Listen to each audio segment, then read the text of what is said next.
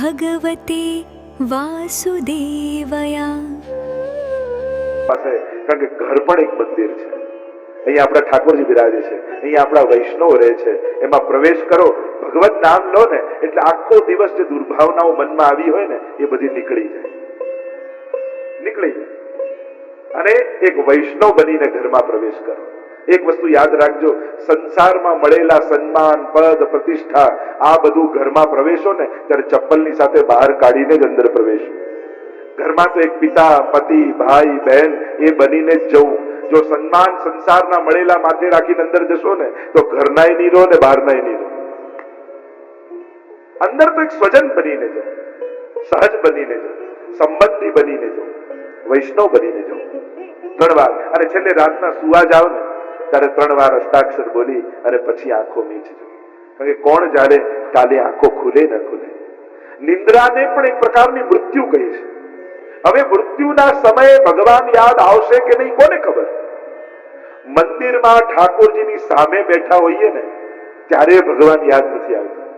કેવું પડે છે કે પ્રભુમાં મન રાખો, પ્રભુમાં મન રાખો, પ્રભુમાં. હવેલીમાં ઠાકોરજી સામે હોય તોય ભગવાન યાદ નથી આવતા તો છેલ્લી ઘડીએ હોસ્પિટલના ખાટલામાં હશો, ઓક્સિજનના બાટલા ચડતા હશે, સામે ડોક્ટર અને નર્સો ઊભી હશે, ત્યારે તમને ખાતરી કરી કે તમને ભગવાન યાદ આવશે નહીં ને? કોને ખબર, કોણ જાણે. આપણે તો પ્રભુને એમ કહીએ કે અમને ભાન છે ત્યાં સુધી અમે તને સાચવીશું, ભાન નહીં રહે ત્યારે છેલ્લી ઘડી તું અમારી સાચવી લેજે. અને છેલ્લી ઘડી જયારે અમે પરવશ થઈ જઈએ, અમારા પર વશ નહીં રહે ત્યારે હે ઠાકોરજી અંતિમ ઘડીને તું સાચવી લેજે. ત્યારે તું અમારી જીવા પર આવીને બેસી જજે. અને જ્યારે કંઈક દર્દ પેદા થાય શરીરમાં ત્યારે હે હરિ કરી તારું નામ અમારા મુખમાંથી નીકળે એ ઘડીઓને તું સાચવ. શાસ્ત્ર એમ કહે છે અંતિમ ઘડી બહુ જ મહત્વની. છેલ્લે જ્યાં મતિ હોય ત્યાં ગતિ થાય એવું પણ શાસ્ત્રનું વિધાન છે. એક બેન તૈયાર થયા, એને થયું આટલી સરસ તૈયાર થઈશું લાવ ફોટો પડાવી આવું. અને ફોટો પડાવવા માટે નીકળ્યા અને 5 કિલોમીટર દૂર ફોટોગ્રાફરની દુકાન. અને એટલા સરસ તૈયાર થયા, કાચમાં જોયું બધું જ બરાબર. કલાક કાઢ્યો તો તૈયાર થવા. અને એમ થયું બધું ફોટો પડાવ્યો, નીકળ્યા. વચમાં બજાર આવ્યું, ધૂળ ઉડે, ટ્રાફિક, કામ બધું અસ્તવ્યસ્ત થઈ ગયું. બધું તૈયાર થયેલું, મેકઅપ ઉતરી ગયો. ફોટો પડાવવા માટે ઉભા રહ્યા. ફોટો પાડી પેલા ફોટો આપ્યો ને કહ્યું કે આવો ખરાબ ફોટો મેં જોઈ હતી, મને હું તો બરાબર હતી, એટલી સરસ તૈયાર થઈ હતી ને આવો ખરાબ ફોટો કેમ? પેલો કે બહેન તૈયાર થઈ નીકળો ત્યારનો નહીં, હમણાં જેવા હો ને એવો ફોટો આવે. એમ આખી જિંદગી ભલે તૈયારી કરી હોય પણ છેલ્લી ઘડીએ જેવું ચિત્ત હોય ને એવી જ ગતિ થાય. છેલ્લી ઘડીએ જ્યાં મતિ હોય ત્યાં જ ગતિ થાય, ભલે આખી જિંદગી સાધના કરી હોય. એટલે છેલ્લી ઘડી પ્રભુને કહીએ તું સાચવ. તો નિંદ્રા પણ એક મૃત્યુ છે. અને એટલા માટે પ્રભુને યાદ કરીને શું, કોણ જાણે કાલે આપણી આંખ ખુલે ન ખુલે. અંતિમ સમયમાં પ્રભુનું સ્મરણ કરતા કરતા નિંદ્રા. એટલે આ 5 વાર બને તો પ્રભુને યાદ કરો. આખો દિવસ પ્રભુનું નામ ન લઈ શકીએ. અમારા હરિરાય મહાપ્રભુજી કહે નિરુદ્ધ વચનો વાક્યમ આવશ્યકમ ઉદાહરણ. અને બોલવું જ પડે તો જરૂરત હોય એટલું બોલવું. સેવા કરનારે બહુ બોલવું નહીં, સેવકે નહીં બોલવું, સેવા બોલવી જોઈએ. તમે બોલશો ને કે મેં આ કર્યું, મેં આ કર્યું, મેં આ કર્યું તો પછી સેવા ખોવાઈ જશે. પણ સેવા એવી નિષ્ઠાથી કરો કે તમારી સેવા જોઈને લોકો તમને શોધે કે આ કર્યું કોણે, આ માળા બનાવી કોણે, આ સજાવટ કરી કોણે. તમારી સેવા એટલી ઉત્તમતાથી કરો કે લોકો તમારી સેવાને શોધતા શોધતા આવે, સેવકને ગોતે. પણ જો સેવક બોલવા લાગે ને તો સેવા ખોવાઈ જાય. અને એટલા માટે સેવા કરનારે બને એટલું મૌન રહેવું, ઓછું બોલવું, તો જ ભક્તિ થઈ શકે. બહુ બોલનારો ભક્તિ નથી કરી શકતો. કારણ કે કંઈક ને કંઈક એની વાણીથી કંઈક એવું થઈ જાય છે કે એના મનમાં સતત ઉદ્વેગ. બહુ બોલનારો હોય ને એના મનમાં ઉદ્વેગ બહુ રહે. કારણ સમજદાર વ્યક્તિઓને બહુ ખુલાસાની જરૂર નથી. અને જો એ નાદાન છે તો ગમે તેટલા ખુલાસા કરો એ સમજવાના જ નથી. એટલે પોતાની જાતની બહુ ચોખવટ કરવાની આ દુનિયા આગળ જરૂર નથી. કારણ કે સમજદાર વ્યક્તિ તરફ સમજી જ જવાનો છે. અને નાદાન વ્યક્તિને ગમે તેટલું સમજાવવાની કોશિશ કરો સમજવાનું. અને એટલા માટે ઘણી વાર લોકો કહે ને લોકો મને સમજી નથી શકતા. તો આવો અઘરો થાય છે કેમ કે સમજી નથી શકતા? સીધા સરળ સહજ રહીએ, જેવા છીએ તરત સમજાય છે. આમ ઉકેલ માંગતો કોયડો બનીને ફરો, લોકો ઉકેલ્યા જ કરે, આવું કેમ માનો છો? ઉખાણા બનવા કરતા જોક્સ બનવું સારું. આમાં શું કોઈ આપણે જોઈને પ્રસન્ન થાય સારું? ઉખાણા બનેલા રહીએ આપણે સતત લોકો, અને પાછા એવું વિચારે મને બધા ઉકેલે. તો આવો આગ્રહ કેમ? ઘણા લોકો આખો દિવસ મોઢું ફુલાવી ફરે, પણ કહે નહીં કે શું જોઈએ છે, શું તકલીફ છે કહી દે ને. તમારા ઘરમાં કોઈ અંતર્યામી નથી, આજે સ્પષ્ટ સમજી લો. એટલે જે છે બેસીને કહી દો ને. 24 કલાક મોઢું ફુલાવીને ફરવા કરતા 2 મિનિટ બાજુમાં બેસાડીને કહી દો કે આ નથી ગમ્યું, તો મન હળવું થઈ જાય. તો પેલો મોઢું ફુલાવીને ફર્યા જ કહે, પછી દુઃખી છે, મને કોઈ સમજતું નથી, સમજાવી દે, બેસાડીને સમજાવી દે તો વાત પૂરી થઈ જાય. પણ પેલા દુઃખી થઈ જઈને ફરવા કરતા સહજ થઈને રહેવું જોઈએ. વૈષ્ણવત્વમ હિ સહજમ. વૈષ્ણવ છે ને સહજ, સ્વાભાવિક હોય. પ્રભુનો દાસ છે ને એને કોઈ અહંકાર નથી. જે થાય છે એ ભગવાનની ઈચ્છા માનીને સ્વીકારી લે છે, એ વિરોધ નથી કરતો. વિવેકસ્તુ હરિ સર્વમ નિજેચ્છાત કરીષ્યતિ. જે વસ્તુને તમે બદલાવવા સમર્થ નથી એને સહજતાથી સ્વીકારતા શીખો. ભગવાનની આવી ઈચ્છા હશે, બસ એવું માની લો. બાકી તમે મૂલ્યાંકન કરવા બેસશો ને તો આ ગણિત સંસારનું એવું છે ને કે આજ સુધી કોઈના સમજમાં આવ્યું નથી. આ તો ભગવાનની બહુ મોટી કૃપા છે કે ભગવાન આપણી બધી ઈચ્છાઓ પૂરી નથી કરતા. જો ભગવાન આવી તમને એવા આશીર્વાદ આપી દે ને કે કાલથી તું જે ઈચ્છે બધું જ પૂરું થશે, પછી તમારા જીવનના સર્વનાશ માટે તમને કોઈ દુશ્મનની જરૂર નથી, તમારી ઈચ્છાઓ જ કાફી છે. કારણ કે આપણી ઈચ્છાઓ જ એવી છે કે આપણે આપણી જાતને ખતમ કરી નાખીએ. આ તો ભગવાનનો બહુ મોટા આશીર્વાદ છે કે ભગવાન એવા આશીર્વાદ નથી આપતા કે તારી બધી ઈચ્છા પૂરી થાય. પછી કોઈ દુશ્મનની જરૂર ના રહે, આપણી ઈચ્છાઓ જ આપણને મારી નાખે. પેલાની પ્રસંગમાં કહેતા કે પેલો કલ્પવૃક્ષ નીચે બેઠો ભોજન માંગ્યું, સિંહ વાઘ આવ્યો કે મને ખાઈ ના જાય ને ખાઈ ગયો. આ ઈચ્છાઓ તો એવી જ છે. એટલે ભગવાનનો આભાર માનજો કે તું મારી બધી ઈચ્છાઓ પૂરી નથી કરતો, મારા હિતમાં જે છે એ જ તું મને આપે છે.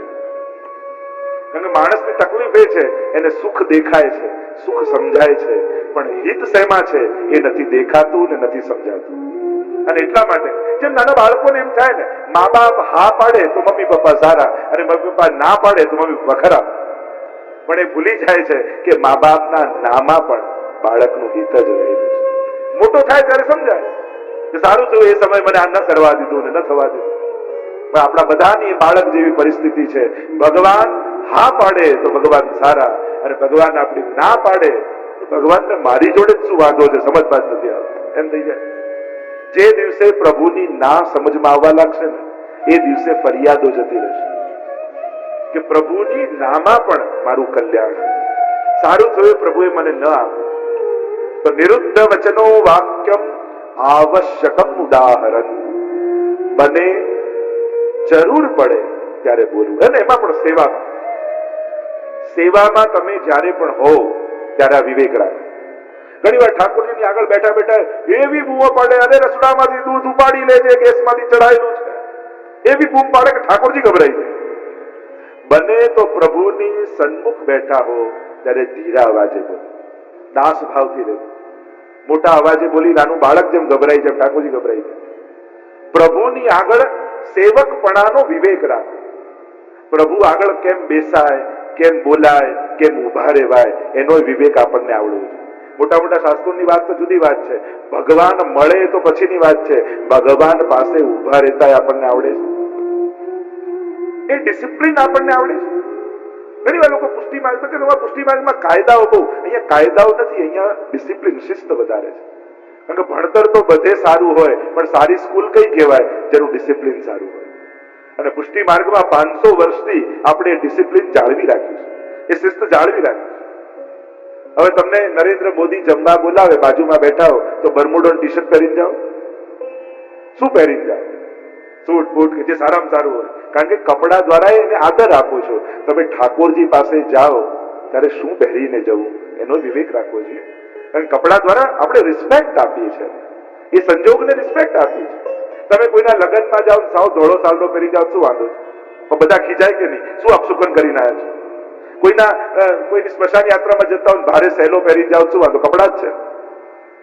પણ વસ્ત્રો દ્વારા પણ એ સંજોગોને, એ વ્યક્તિને આપણે રિસ્પેક્ટ આપીએ છીએ, એમ તમારા દરિયા કિનારે ફરવા જાઓ તો કપડા જુદા હોય, હિલ સ્ટેશન જાઓ તો કપડા જુદા હોય, ડેઝર્ટમાં જાઓ તો કપડા જુદા હોય, સ્નોમાં જાઓ તો કપડા જુદા હોય, લગ્નમાં જાઓ તો કપડા જુદા હોય, સસવાનમાં જાઓ તો કપડા જુદા હોય, દરેક સંજોગોના કપડા જુદા. તો સેવામાં જાઓ તો એના કપડા જુદા હોય, એમાં ક્યાં વાંધો તમને?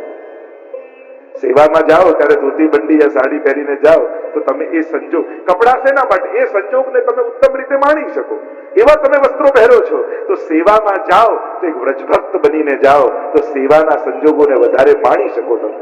ત્યારે ગોપી બનીને જાઓ, ગોપ બનીને જાઓ તો ઠાકોરજીને પણ એમ લાગે કે મારો કોઈ વ્રજભક્ત મારી સેવામાં આવે છે. દરેક સંજોગોના કપડા જુદા, પણ સેવાની વાત કરીએ તો આની શેની જરૂર, આવું કેમ પહેરીએ? તુરંત પ્રશ્ન આપણને થાય. પણ તમે દરેક સંજોગોમાં જુદા કપડા પહેરો જ છો.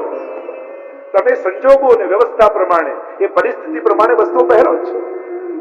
પછી સેવામાં એ ધોતી બંડી પહેરવાનો આગ્રહ રાખીએ તો એમાં ક્યાં વાંધો છે?